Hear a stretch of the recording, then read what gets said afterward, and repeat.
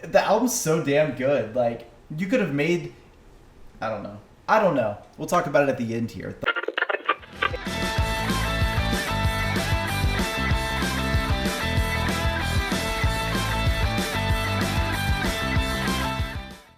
What's going on, everybody? Welcome to the channel. I'm Steven. This is Steven Reacts, the channel where I react / review a little bit all of your favorite music. And well, first and foremost, I had 100,000 subscribers, and I want to thank all of you for wanting to, join the fam. I hate to say that; it sounds so corny. Join the fam, join the channel, and support me. It really does mean a lot. And I've really taken this time to evaluate what I'm doing on this channel and what I want to do, because I want to make better quality. I want to make, put more effort into the videos, because I don't know, I feel like with that many people watching now, I really need to, put more effort into it. That's important, and I think the energy you put in is kind of energy that you get back with it. And so, for the longest time, everyone has asked me to do album reactions, and I've always kind of been like, well, it's kind of hard to do. And I did a poll on my YouTube community board. It had about 1,000 votes, I think, and I said, hey, YouTube copyright has been really hard on me. It's like they manually review every video I put up at this point, and almost everything gets copyrighted. So to sit here and do an entire hour or so album reaction is hard, because the audio and this, that, whatever. And the poll, 88% of you guys voted and said you didn't care if there was audio in the video or not.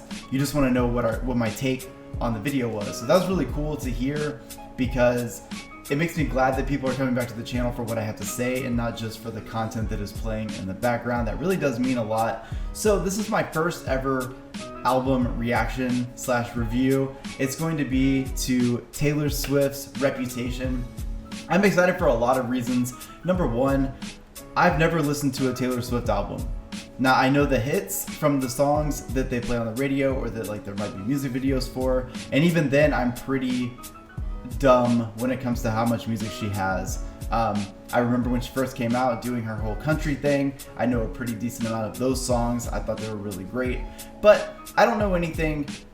I don't know anything. I don't know anything. So we're gonna start with Reputation and kind of work our way back over the next couple of months. Obviously in August I will react to her new album, if you guys like these album reactions. But with all that out of the way, I am ready for it. I'm so glad that she's starting with that track. But before we get started, if you guys like this video, please let me know by hitting that like button. Also, don't forget to subscribe to the channel. Follow me on Instagram. That is where I am the most active when I am not here shooting videos. But without further ado, I think it's very important that we give this some real love. So what I'm gonna do, I'm gonna listen to every single song, obviously, and we're gonna talk about them at the end of each song.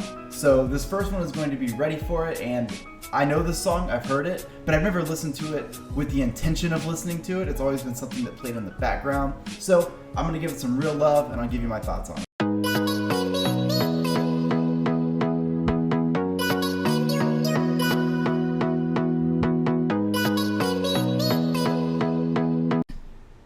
Okay, so first and foremost, that song is great. I've already heard it before, obviously, but what a great way to start off an album, especially when I kind of feel like I had an idea of, you see this random hair, what the hell? I kind of had this random idea of what I thought she was going to sound like, and starting this entire album off with Ready For It is sick, because there are so many elements to that song to start an album off that you really don't know. It makes me wonder what the rest of the album is going to sound like, because Ready For It has a lot of hip-hop themes. If you guys pay attention to the beat in that song has so much hip-hop element.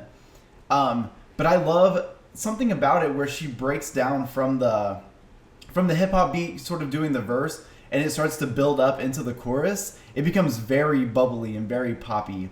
But then it's, baby, let the games begin. And one thing that I really like in there is that the song is actually kind of sexual, which I guess I don't picture Taylor in that sense, but, the majority of what I know from her is obviously her, country pop days. So when I hear her say, in the middle of the night, you should see the things that we do, like think about what she's dreaming about, that's something that I wouldn't normally expect from her. So right off the bat, I think this is a great way to start off the album. With the whole Let the Games Begin, Are You Ready for It?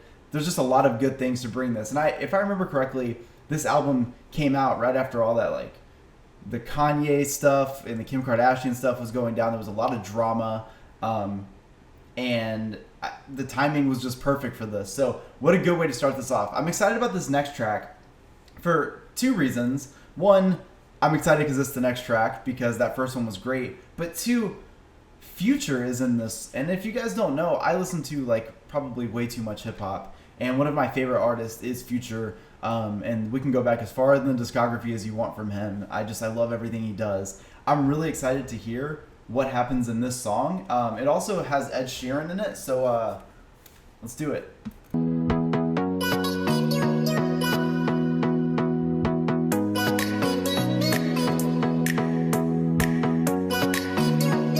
Okay, so right off the bat, I am perfectly okay with Taylor Swift to continue to do collaborations with hip-hop artists because I know she had done the one with Kendrick in the past, but this song in particular just worked so well. Future is really great at collaborating in pop music anyways because for a while he was trying to do pop music himself in a way, and I just thought that collaboration was great. First and foremost, the hook is so catchy from Taylor that I want to be your end game, I want to be your first string, I want to be your A team. Like, that is very, very catchy. But before we talk about Taylor's rap, Future had an amazing verse.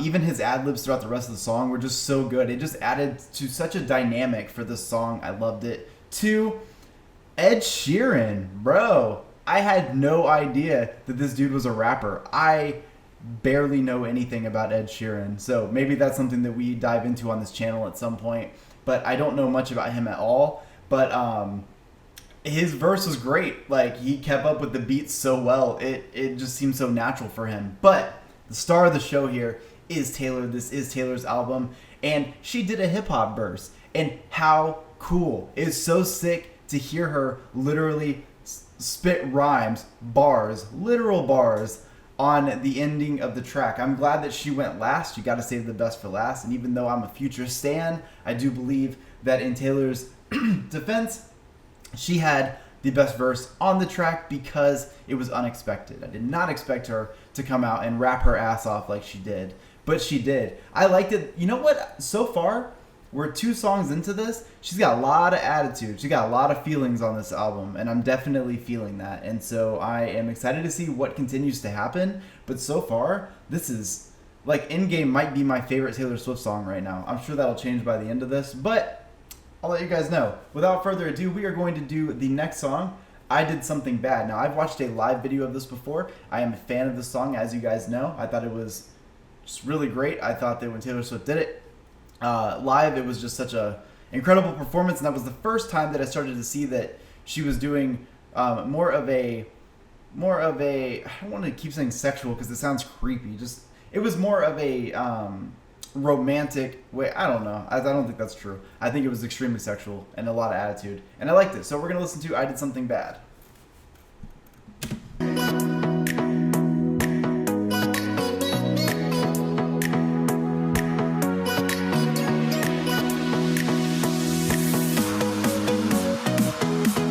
Okay, so, man, she sounds so good on this album. That's 3 tracks in now. Her voice just sounds so incredible on this album, and there is honestly something special about this album I can tell already. And I think one of the biggest things is that it's almost like when you're watching a movie and there's like this girl getting bullied, and then one day she like wakes up with like this like fuck it attitude. That's exactly what Taylor has in this album, and I love it. It comes off so strong in every song, and this one in particular was really great.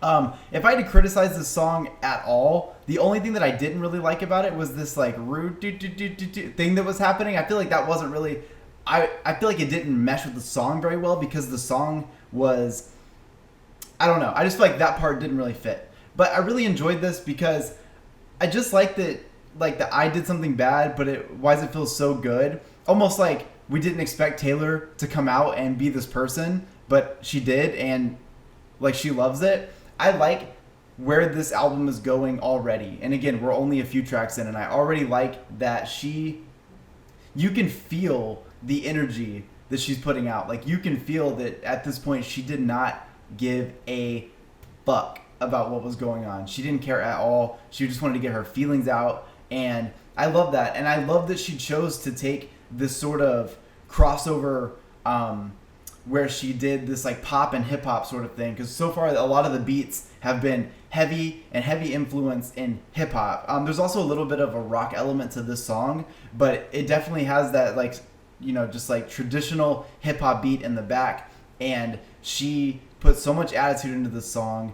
And I liked it when she did the live version of it, like the whole, like, you know, they're burning all the witches even if you aren't one. Like, when she did that live, it was great. But hearing the audio, like, of the mastered version, it just sounds so good. This album is produced so well, and I'm only 3 tracks in. Like, y'all are going to make me a Taylor Swift fanboy based just off this album alone. Like, how am I supposed to react to the other ones when this one's already so good? So up next, the track we're going to be listening to is called Don't Blame Me. So I'm excited to check this one out. Let's do it.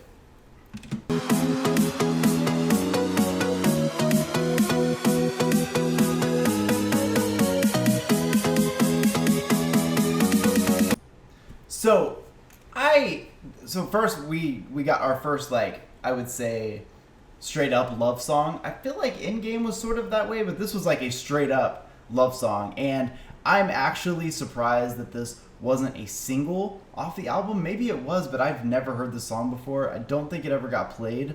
If it did, I must have just missed it. But there was something about this song. It's very different from the album, which I like that, because after hearing Ready for It, Endgame, and I Did Something Bad, I had an idea in my mind of what the rest of this album is going to sound like, and this song completely just threw that off.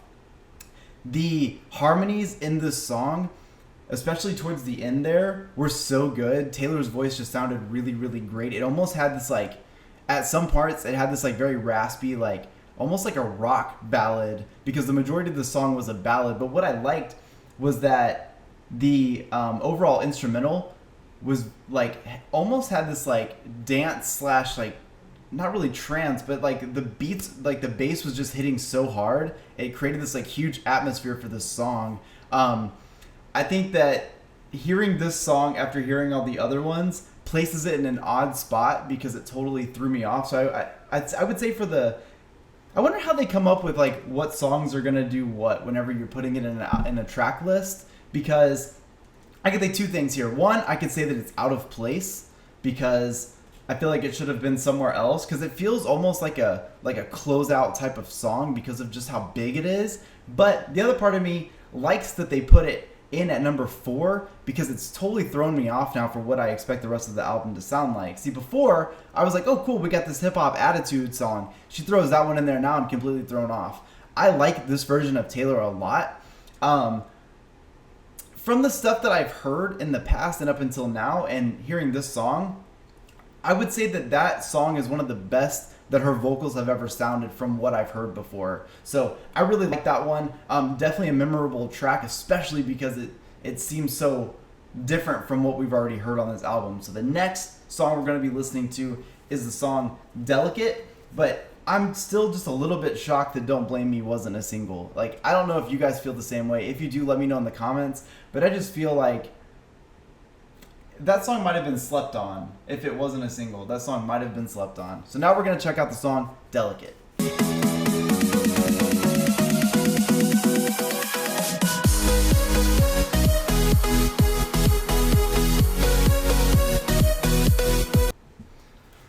Okay, I have always been a fan of artists like T-Pain as it relates to her vocals in this song. So I've always been a fan of the auto-tune, Lil Wayne, all that stuff, because it's cool, because you start to make the beat less about the vocals and more about using the vocals to actually make a sound and using it as an instrument. I think that it sounded so good, the production that they put over her vocals in this, one thing I liked about what she did here is that she was able to, sing, have really great storytelling, but do it with this fusion or whatever, like, effect on her voice the whole time. Some of it was auto-tune, some of it was just pitched higher, but it sounded so good because it almost sounded like a synthesizer. I loved it. I think it sounded so great. And, like I said, I was always a fan of people like T-Pain and Lil Wayne, even though they were getting a lot of flack for using auto-tune. In my opinion, it sounded different and it made it better. Another thing that I like about this song, though, is that it really picked up off of Don't Blame Me. So, where I told you that it kind of felt like the album had changed sounds, now we're on yet the second sound that's picking up off that last one. So it's really cool because this is no generic pop album by any means. But at the same time, it's not just a hip-hop crossover album either. There's a lot of elements to this song, and I don't know how you guys listen to music, but the majority of people will typically buy an album because they like 2 or 3 songs, and they may be the only 2 or 3 songs that they listen to.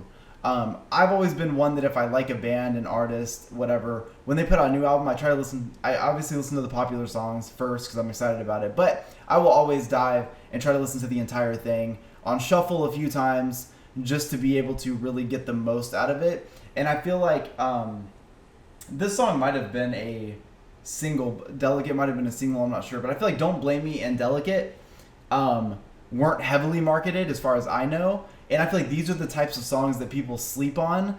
And so if you slept on these and you're watching this reaction, I highly suggest you go check those 2 songs out because those are extremely unexpected. So up next, I've heard this song before, Look What You Made Me Do. I'm excited to check it out in this setting. Let's do it.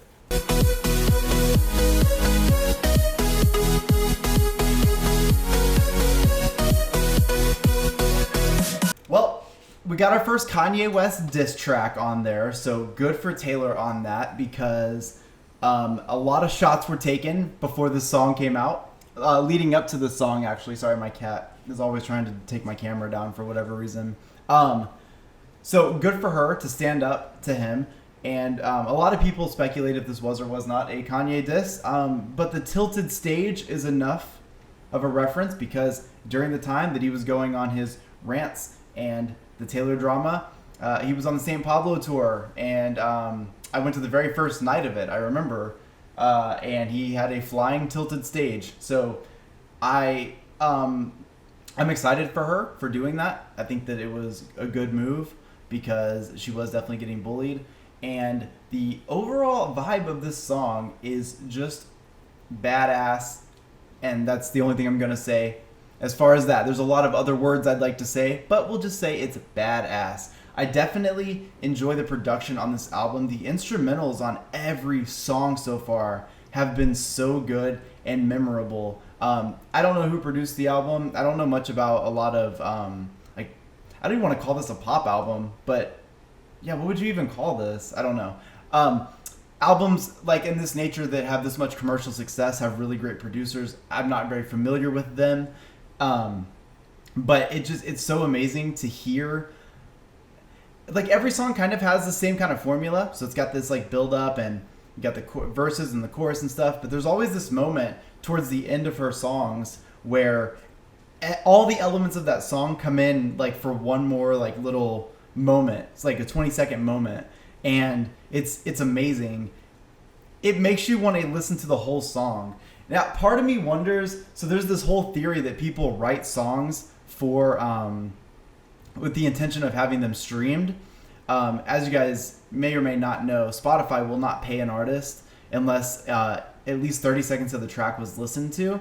And one thing I realized about these songs is they all have this like build up for the first like 20, 30 seconds, and then boom, like it hits you. And then you don't want to change it because you start hearing all these different elements coming in. And I personally feel like that track was there. Again, I'm just stoked that she decided to take shots at Kanye because sometimes it felt in that feud like they had a lot of power and they were able to make whatever narrative they wanted because they had a lot of power. I mean, they're extremely famous. So is Taylor. But that entire situation is extremely famous, and this album so far has almost been like a giant middle finger to them and anyone else who like constantly shit on her. And we've had so far a couple of the love songs and love tracks, and more of like the dance vibe and like more of a not really like a traditional modern pop sound, but that look what you made me do just like shifted that whole energy again. So I'm excited to check out this next one. The song is called So It Goes, and hopefully my cat doesn't destroy what we've got going on here.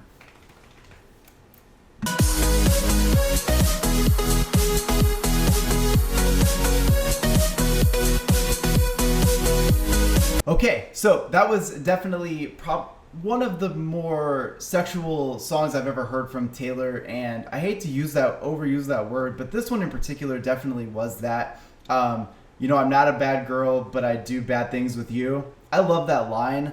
I like that she's delivering it in a very classy way. And then I kind of had in my head like what the song was about at that point, but then she hit it with the scratches all down your back, and I was like, oh wow, Taylor's really going there.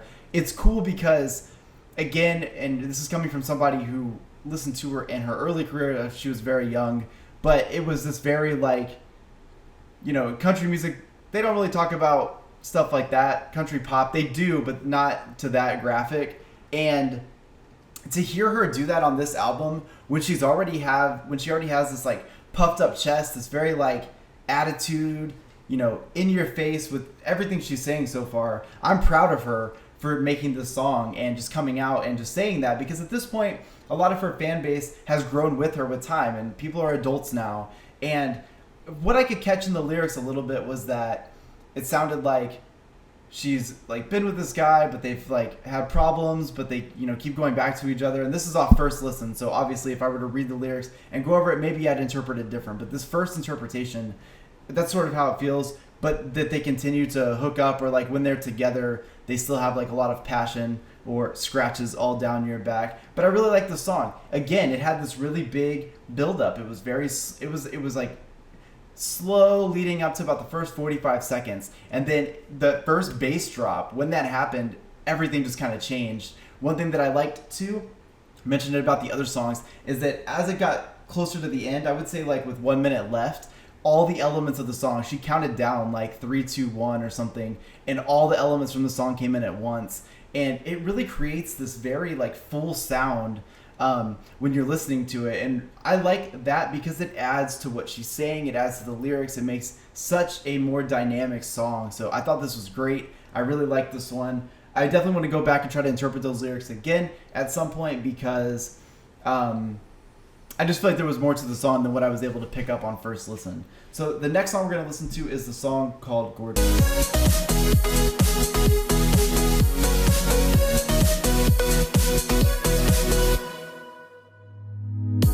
Okay, great track. Definitely has a lot of remnants of old Taylor in the song. It definitely feels like something that she could have written back, in 2009, 2010. It had that vibe to it. There's a little bit of an acoustic guitar in the back, and sort of the quirky things like when she said, "You make me so happy, but that makes me sad," or something like that. Something about not being able to have something she wants, but going home to her cats alone. That is some old Taylor right there.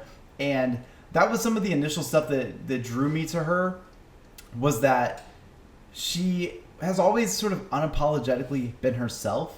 Like, she's like a little bit nerdy and funny things like that. One thing that's very interesting so far is, let's see, I would say like the last, I would say at least 6 of these songs so far could have been singles.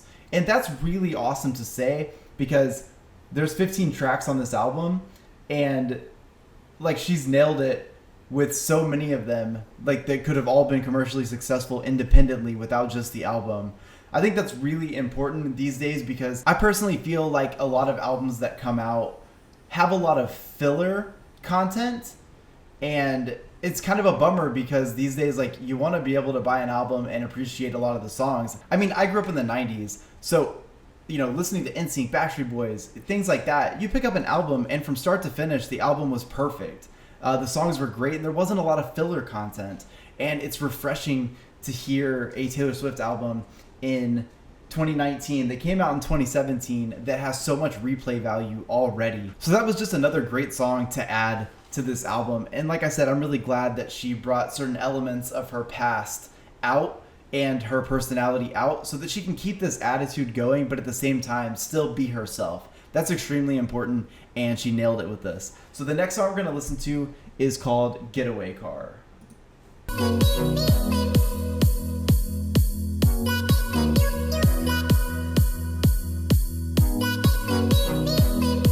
So we got our first, I would say, this is our first breakup track on the album so far. And one thing that I've never really given attention to, maybe in some of her older stuff, but she is underappreciated when it comes to her songwriting skills because she's a wonderful storyteller. This song is a very great example. It tells a really great story of sort of a relationship together and then falling apart.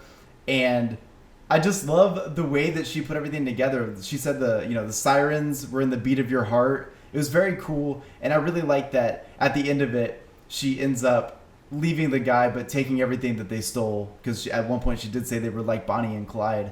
But like, think of all those elements that I just said. Like, there's so much going on in that song, and it was a very easy story to follow, but at the same time, it was a breakup song. And it's a very cool way and a twist on a breakup song. It was very poppy and upbeat despite the lyrics. So I really enjoyed that song. Again, I just feel like maybe I've underappreciated her songwriting capabilities. Not that I've thought that they were bad, but I never realized just how good they really were. So this was great. Again, another candidate for a single. How I feel for the people that had to choose the singles off this album, because it's hard when every song is good. One thing that's interesting to me is that the majority of the singles that came out for this that were played on the radio were all pushing that narrative of Angry Taylor, Attitude Taylor, and all that stuff. But to be honest, there's people really slept on a lot of these tracks on here because they have a lot of substance to them, and they're much bigger than just an attitude or her beef with Kanye and all this other stuff. There's a lot more to this album that I'm learning as we go track by track. So up next we have the song called King of My Heart. Let's check it out.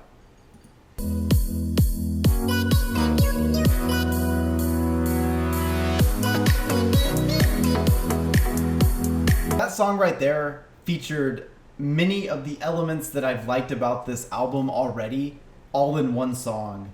So first off, the song was very big. The instruments in this were it was big. The song, the dynamic, everything about it was just very big. And if you're listening to this with headphones on, you'll know what I mean. You really feel like you're part of the music in that.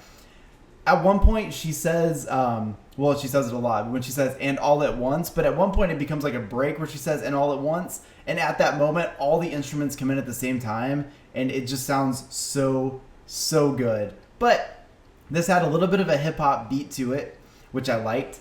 It had that thing that I was telling you about where they have a effect on Taylor's voice and they're pitching it up higher, but not her singing voice. There's her backing vocal has an effect on it, and it sounds so good in this song. I love just when the music and everything can flow together so well but not take away from the song itself. And I like that even we got our love song. I love a love song from Taylor Swift. We got a love song, but it still had a lot of great elements to make it fit in this album so well, because we've had the breakup song, we've had, I Did Something Bad. We've had all kinds of good things going on in this album, but this song didn't feel out of place at all, even being a love song. And you hear King of My Heart, and it's okay, that's, with the song title like that, it could have been a corny song. Not a corny song, but because this song has a reputation with it, and that it's going to be a lot of attitude and a lot of sort of talking her mess, I think that this worked out perfectly. I liked it. At one point she says something about drinking beer out of red cups, so you fancy me, not fancy things. I thought that was a really great, memorable lyric. So overall, I liked the song. I thought it was great. I thought the production on it was A+++++. It sounded so good. Next track we're listening to is called Dancing with Our Hands Tied. Also, just so you guys know, my camera has died 3 times already while filming this because I'm listening to every song.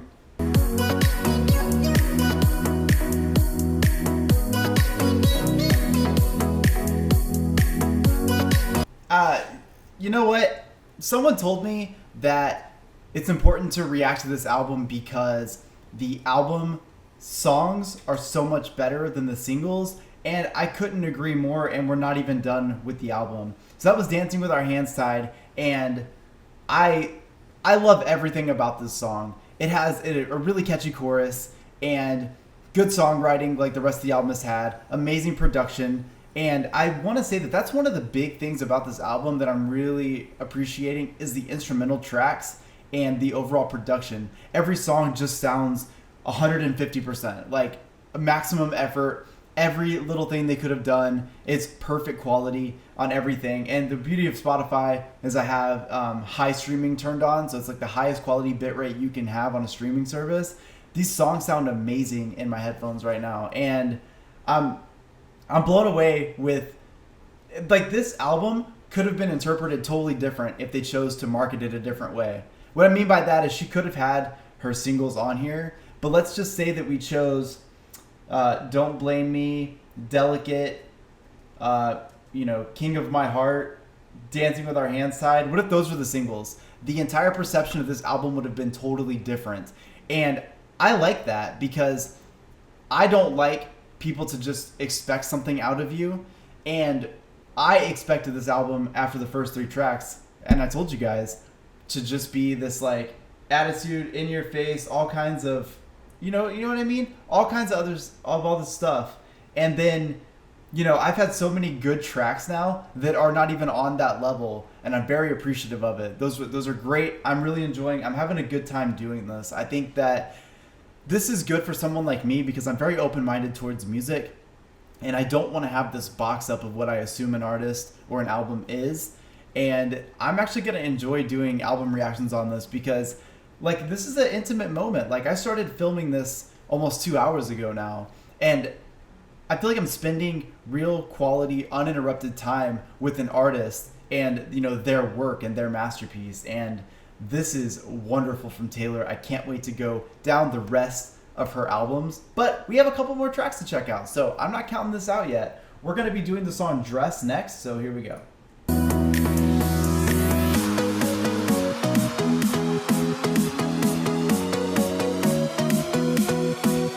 All right, well, that is definitely, it was a little bit slower. It's got a slow vibe. That's a date night song for sure. You call your significant other to come over and things are getting a little heavy, so you're going to turn on a track. I would typically turn on the 30-song album from The Weeknd, known as Trilogy, but this song might have mixed that up a little bit. I could see this on one of those playlists. Or, in Houston, we like to refer to things as riding slab, which is referring to a car riding slow, loud, and bangin'. But I feel like you could ride this song slab at your house, slow, loud, and bangin'. There are elements to this song that I really liked. I was a very big fan of the chorus. I think the verses were a little slow, just the delivery of them. However, the lyrical content was great. I only bought this dress so you could take it off. Okay, Taylor, I see you. Carve your name into my bedpost. Okay, Taylor, I see you. And last but not least, you left an indention of you. Okay, that's a very sexual song, and the delivery was really great. And like I said, in Houston, we refer to it as riding slab. I feel like this track could be slow, loud, and banging in your house when your significant other comes over, because it definitely has those kind of vibes. So while I say almost, it sounds like a fault when I say that it's a little slower in the verses, it is the perfect tempo for what this song is for. I like it. I never thought I'd ever hear anything like this from Taylor.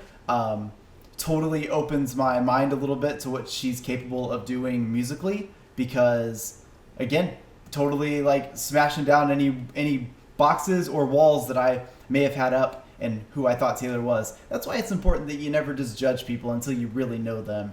And like I said, this is a very intimate setting, getting to spend time with an artist on something that they worked on and, put a lot of heart into and a lot of time into. And the song was wonderful. So we only have 3 songs left. The next one is called This Is Why We Can't Have Nice Things.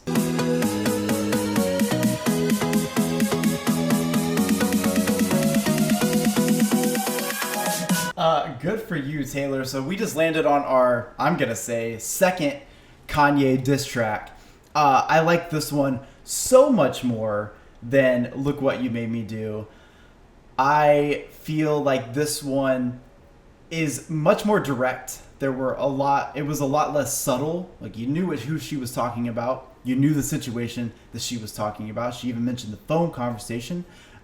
So anyone who is aware of the situation would totally understand after listening to this song who this was about. I love that it was packaged in this like bubblegum pop song, because it's almost like even more in your face in that way, because even at one point she breaks character and just starts laughing in the song. I love that. I feel like that is worse than just straight like calling somebody out, is to literally laugh and make an entire track out of it. So I am so proud of you, girl. This is a badass song, and I didn't even know it existed. And that sucks. Like, it sucks that I never heard this song, that it wasn't marketed anywhere, that it wasn't pushed anywhere. But Look What You Made Me Do was all over the place. I'm pretty sure that's the one that's the other diss track. And that one was played everywhere. I think this one's way better, personally. And that just goes right back to the comment that somebody made to me, that the album songs are a lot better than the singles. I totally agree with that. We got 2 tracks left. This next one is called Call It What You Want.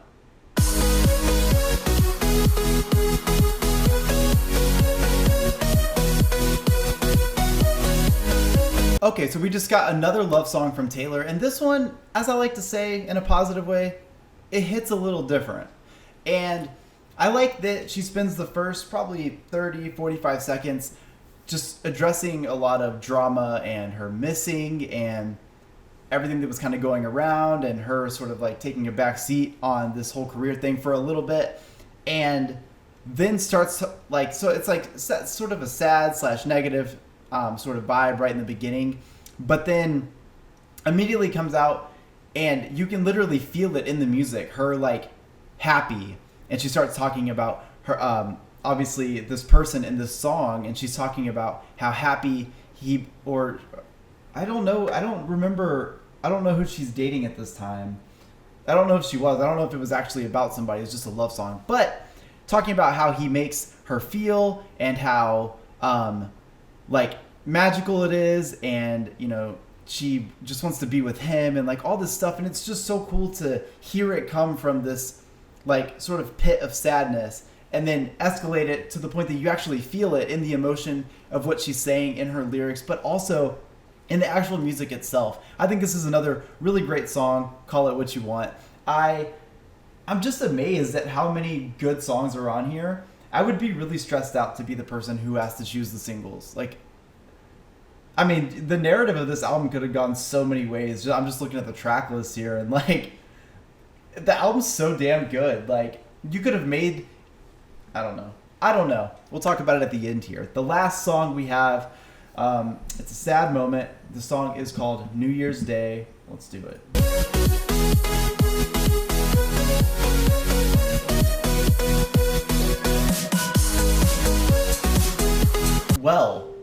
Well, what an interesting track.